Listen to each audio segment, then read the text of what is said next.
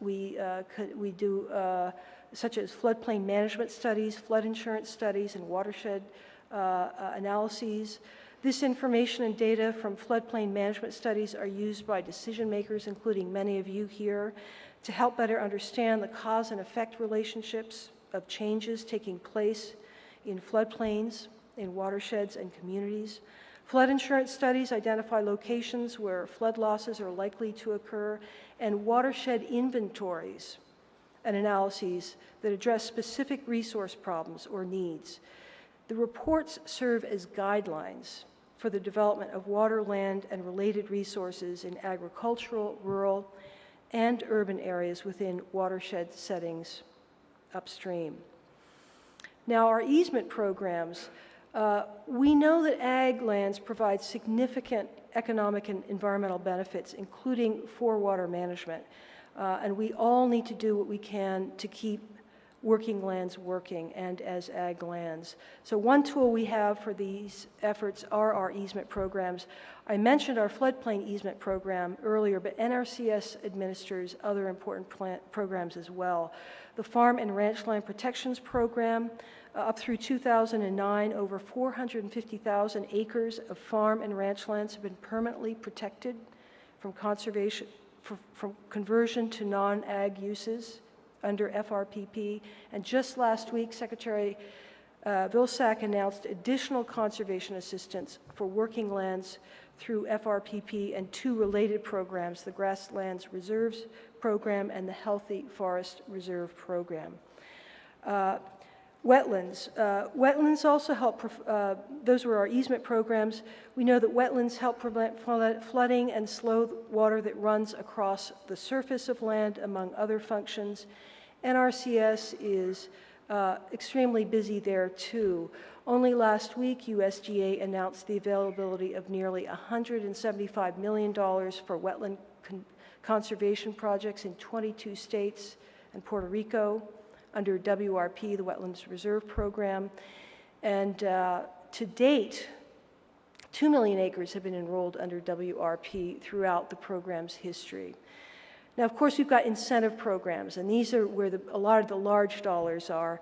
And you could argue that virtually anything NRCS does on the land provides floodplain benefits.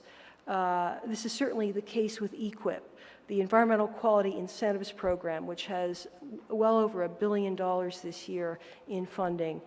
It's the largest of our financial assistance programs, and within that, we have the Agricultural Water Enhancement Program, which is, I think, of great interest to communities across the country because while the dollars that we lay out for AWEP go to the private landowner, we count on partners such as you all, such as NGOs, states, local governments, to come to us with a more comprehensive watershed-based strategy for how to spend those dollars. And we're very excited about the potential that AWEP has, as well as the Cooperative Conservation Partnership Incentives Program, CCPI, which similarly allows a group of stakeholders to put together a strategy on a larger watershed level to come to NRCS and work with us, to work with landowners, to come up with broader conservation solutions for the land. So these have been our traditional programs, and we have done well by them, but obviously the challenges remain. And so I think it would be fair for all of us to ask, what is different? What are we going to do differently in the 21st century than we've done in the past to accelerate conservation and to develop more comprehensive solutions? As a couple of speakers this morning mentioned, we need a new approach to watershed management. And this is certainly an issue that has been highlighted by the task force that has just been established, and certainly a theme that came out in the listening session that was recently held. We need to share information. We need to bring data forward. We need to share best practices. We need to be more transparent. We need a disciplined approach to working collaboratively, to being willing to sit down in a room, roll up our sleeves, and not just talk within the federal family, but to bring the states in, to bring the local governments in, to bring the NGOs in, and really sit down and map out how is it we are going to bring our authorities, our program dollars together to make things work, and what changes are we willing to make as well in statute, in regulation, in guidelines. This is the hard work that I think is actually really starting to happen, certainly back in Washington. And when I go out to visit our states and to see the work that's going on, it's happening out on the landscape as well. So at USDA, we are already starting to do things differently. The first thing is we are taking an all lands approach to conservation within the department.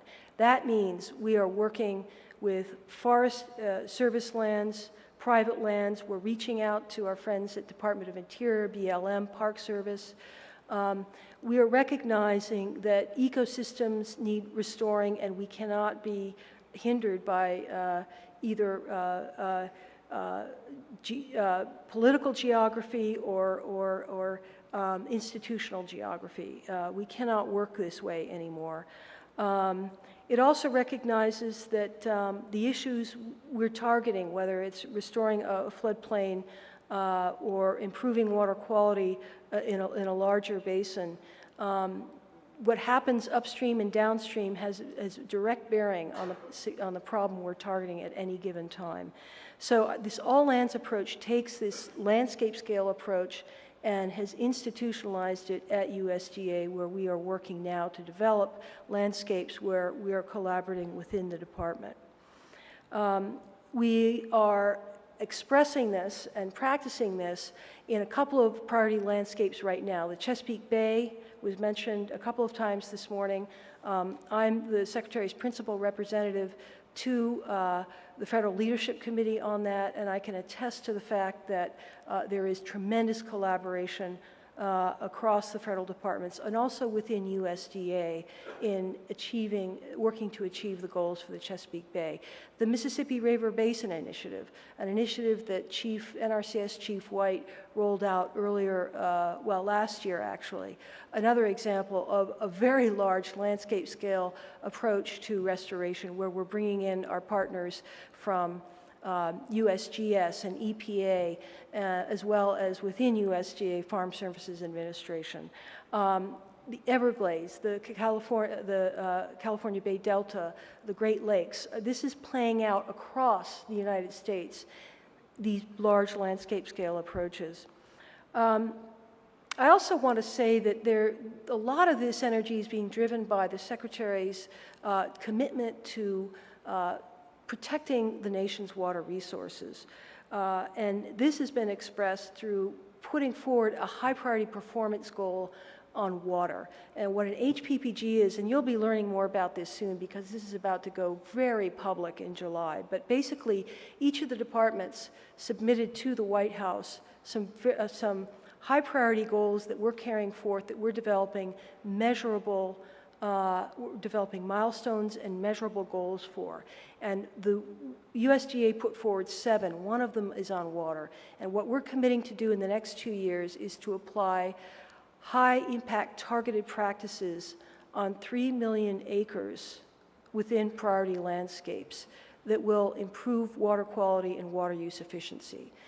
And this is going to be, again, posted on the website, and it's going to be closely tracked. We're working across USDA to deliver these results. So that is certainly focusing our attention. And as part of this, as the years go by, this is part of a longer term. We've got now not only a 2-year goal for the HPPG, but we've got a longer term goal of 5 years where we're going to be actually measuring not just the practices on the land, but what are the actual environmental outcomes? What are the improvements to water quality? What are the improvements to water use efficiency? So this is focusing a lot of our attention, and it's helping us turn the ship within USDA to deliver real results that will have measurable impacts on watershed health.